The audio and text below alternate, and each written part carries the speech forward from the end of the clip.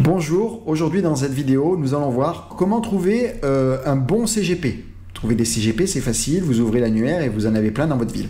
Maintenant, trouver un bon CGP. Alors, c'est un petit peu comme un médecin, hein, beaucoup de bouche à oreille. Hein, faites confiance à vos amis. Alors, c'est sûr, c'est pas un sujet qu'on aborde facilement en France, la gestion de l'argent, mais vous pouvez vous rapprocher d'un ami en disant: est-ce que tu as un conseiller en gestion de patrimoine? Qu'est-ce que tu en penses? Est-ce que tu pourrais me le recommander?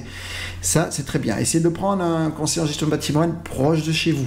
Alors, aujourd'hui, avec la visioconférence, moi, je fais des visioconférences et j'ai des clients un petit peu partout en France. Ça fonctionne très bien. Mais si vous n'êtes pas à l'aise, prenez-en un qui est dans votre ville, dans votre quartier, tout simplement parce que vous allez pouvoir le rencontrer. Moi, j'aime bien faire des visioconférences avec mes clients, mais sur ma région, j'aime bien aussi les rencontrer au bureau. Voilà. Donc ça, c'est la moyen de trouver un bon conseiller en gestion de patrimoine si quelqu'un en a déjà un et qui pense qu'il est bon.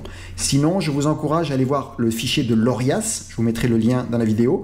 C'est le registre obligatoire pour tous les CGP. Donc ça vous évite premièrement de tomber sur des usurpations d'identité ou sur des gens qui exercent le métier sans en avoir le droit. Et ensuite, vous pouvez vous renseigner sur Internet, regarder s'il a une page Google My Business, s'il y a des commentaires positifs sur sa page, si les clients ont l'air d'être contents. Ça peut arriver, on peut avoir un litige avec son CGP. Alors, rassurez-vous, en général, lorsqu'on a un CGP, un conseiller en gestion de patrimoine, on va avoir des fonds placés dans des compagnies d'assurance vie, par exemple, ou sur des PEA ou des comptes titres. Ces contrats-là sont portés par les compagnies d'assurance.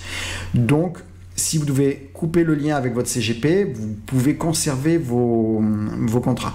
Donc, relativement, en général, en discutant avec un CGP, lorsqu'il y a plus d'affinité pour travailler ensemble, en général, ça peut arriver. Pour l'instant, moi, ça m'est jamais arrivé, mais je sais que si un jour un client veut partir, ça sert à rien de le retenir. On peut transférer la gestion vers d'autres CGP qui gèrent les mêmes compagnies que les contrats que vous avez.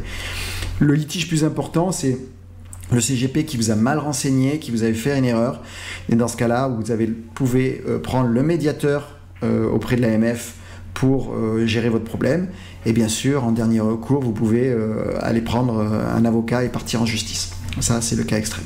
Nous avons fait le point sur le métier de CGP. Nous avons vu que c'est un métier qui est large, varié. Les solutions qu'ils peuvent vous apporter sont adaptées sur mesure à vos besoins, donc ne vous en privez pas. Maintenant, comment se rémunère votre conseiller en gestion de patrimoine? Il y a deux piliers de facturation pour les CGP. Le premier s'appelle les honoraires. On va facturer, par exemple, le premier rendez-vous, la première consultation patrimoniale, l'audit et le bilan patrimonial. On peut facturer une recherche de succession, une reconstitution de carrière.